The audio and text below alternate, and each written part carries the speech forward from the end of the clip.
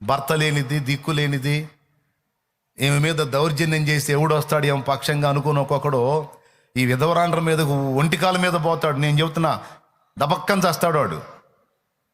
మళ్ళీ ఏదో తగిలిద్దని కూడా కాదు, దబక్కని చేస్తాడు.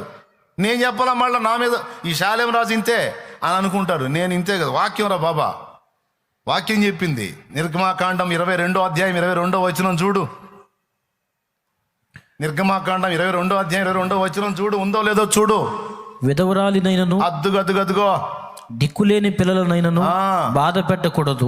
వారు నీ చేత ఏ విధముగానైనను బాధ నొంది నాకు మొర్ర పొట్టిన ఎడల నేను నిశ్చయముగా వారి మొరను విందును. అసలు డౌటే లేదురా, వాళ్ళు ఏడిశారంటే నేను వింటానంటున్నాడు. నా అయ్యో దేవుడా అన్నారంటే అయిపోయిందే. ఎంతమంది వింటున్నారు? మీ వదిన విధవరాలని, మీ అన్న లేడని, మీ వదిన మీ అన్న పొలానికి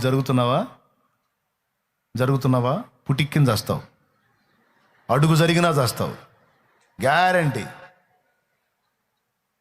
గుండె జారిపోయిందా? ఇంకోసారి రాబుద్ది కావట్లేదు, రావాకు. కానీ నేను చెప్పే మా పక్క వాక్యంలో ఉంది, ఎందుకంటే ఇంకా పూర్తిగా ఇప్పుడు చదువు. నా కోపాగ్ని రవులు కొని మిమ్మల్ని కత్తి చేత చంపించేదను, మీ భార్యలు విధవరాండ్ర రగుదురు, మీ పిల్లలు దిక్కులేని వారగుదురు.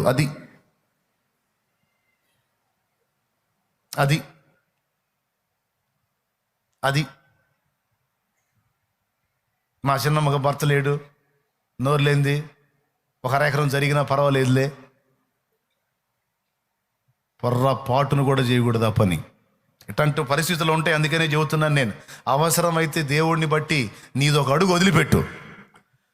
నీదొక అడుగు వదిలిపెట్టు, నా తండ్రి నీకు 10 అడుగులు కలిసేటట్టు చేస్తాడు.